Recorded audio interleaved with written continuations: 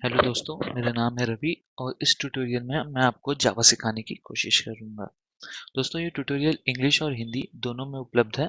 आप चाहें तो इंग्लिश वाला भी सिलेक्ट कर सकते हैं।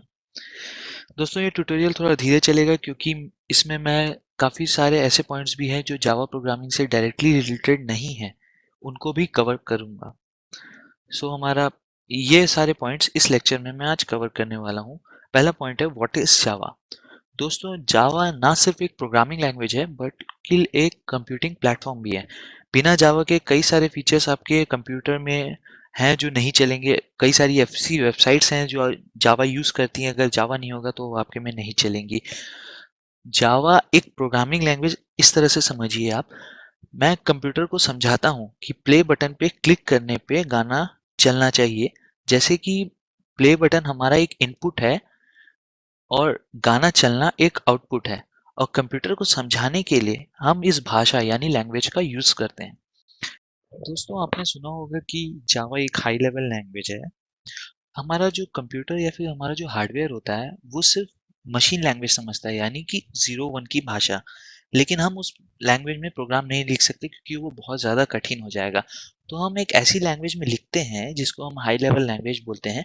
बाद में उस लिखे हुए प्रोग्राम को हम मशीन लैंग्वेज में कन्वर्ट करते हैं कुछ प्रोग्राम्स और प्रोसेस के ज़रिए, जो कि हम आगे देखेंगे। आपने कई बार सुना होगा कि जावा एक प्लेटफॉर्म इंडिपेंडेंट लैंग्वेज है।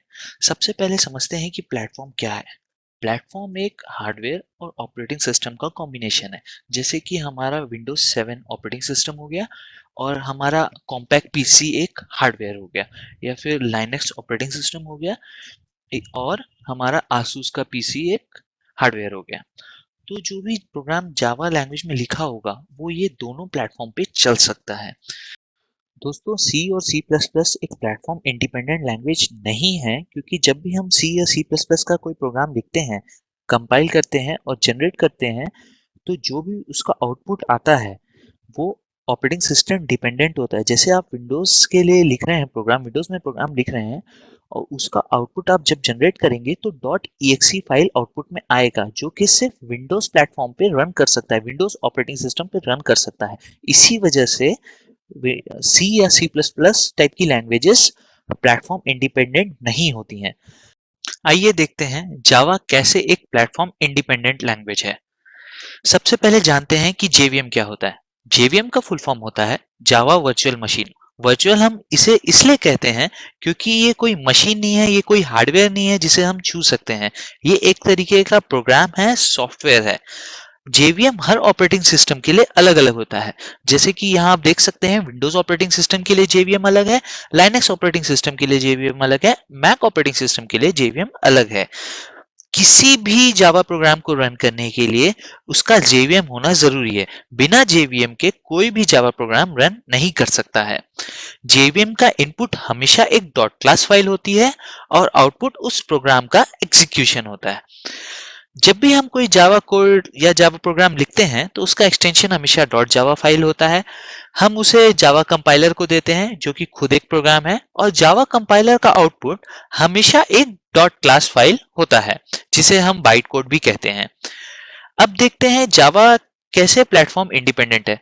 मान लीजिए कि मैंने एक प्रोग्राम लिखा 2 नंबर को ऐड करने का।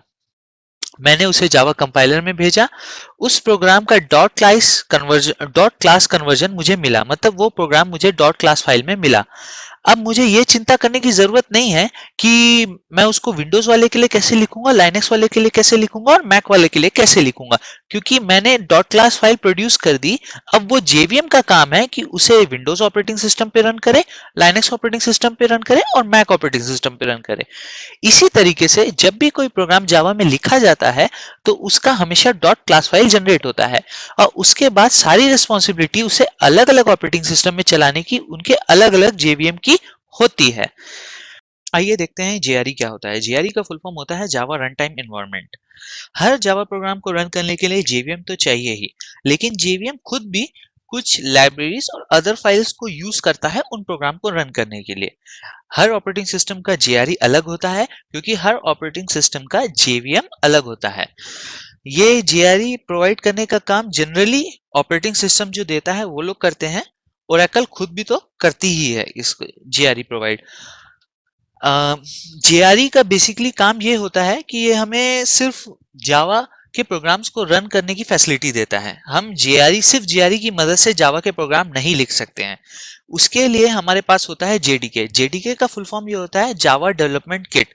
ये सिर्फ जावा प्रोग्राम को रन नहीं करता है, साथ ही साथ उन्हें बनाने में भी डेवलपर की मदद करता है। बिना जेडीके के हम जावा के प्रोग्राम नहीं लिख सकते हैं। जेडीके के अंदर जेआरई तो होता ही होता है, साथ ही साथ में कुछ डेवलपमेंट टूल्स भी होते हैं, जैसे कि जावा का कंपाइलर हो गया, जावा के डॉक्यूमेंटेशन हो गए। डॉक्यूमेंटेशन का मतलब ये होता है कि जो कुछ कुछ जावा के एपीआईज हैं, पहले से लिखे प्रोग्राम्स हैं, उनके बारे में डॉक्यूमेंट देना कि वो कैसे काम करते हैं, कैसे उनका फ्लो ऑफ कंट्रोल है। ये सब हम आगे अभी देखेंगे। ये है कंप्लीट पिक्चर जेडीके का। आप जैसे देख सकते हैं जावा वर्चुअल मशीन और कुछ कुछ अदर फाइल्स जो मैंने आपसे बताई थी और कुछ कुछ लाइब्रेरीज। ये देखिए यहां तक ये पार्ट है जेआरई का, ये है जेडीके का, और ये एक्सटर्नल टूल्स जो हम यूज करते हैं। ठीक है, व्हाट इज आईडीई? आइए देखते हैं कंप्लीट पिक्चर जेडीके से लेके जेवीएम से लेके जेडीके तक। ये सबसे नीचे है हमारा जावा वर्चुअल मशीन। इनके साथ कुछ, जैसे कि मैंने पहले बताया था, कुछ एपीआई और कुछ अदर टूल्स को मिला के ये बनता है हमारा यहां से यहां तक जावा रन टाइम एनवायरमेंट। अब जो जेडीके होता है वो हमारा कॉम्बिनेशन होता है जावा रन टाइम एनवायरमेंट के साथ साथ कुछ अलग अलग टूल्स का, जैसे कि जावा सी, जावा डॉक, जार और अलग अलग टूल्स जो कि हम आगे अभी जाके देखेंगे। तो ये पूरा कंप्लीट पिक्चर जेडीके होता है। यहां से यहां तक है अपना जावा रन टाइम एनवायरमेंट, और ये नीचे वाला पार्ट हमारा जेवीएम है। आइए देखते हैं आईडीई क्या होता है। आईडीई का फुल फॉर्म होता है integrated development environment.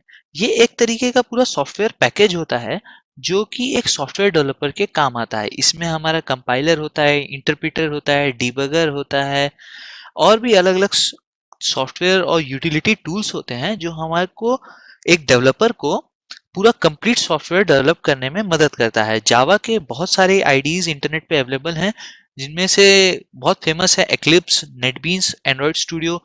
Android studio हमारे एंड्रॉइड एप्लीकेशन को डेवलप करने के काम आता है। हम आईडी यूज नहीं करेंगे क्योंकि आईडी से हमें ज्यादा सीखने को नहीं मिलता है। आईडी वो लोग यूज करते हैं जो कि सॉफ्टवेयर डेवलपर होते हैं। सीखने के लिए हमारा नोटपैड सबसे अच्छा है, क्योंकि आईडी हमको कई सारी गलतियां हमारी खुद से ढूंढ के बता देता है।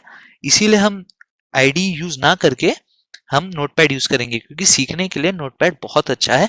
बाद में हम आईडी यूज करेंगे जब हम हमारा प्रोजेक्ट बनाएंगे। Thank you.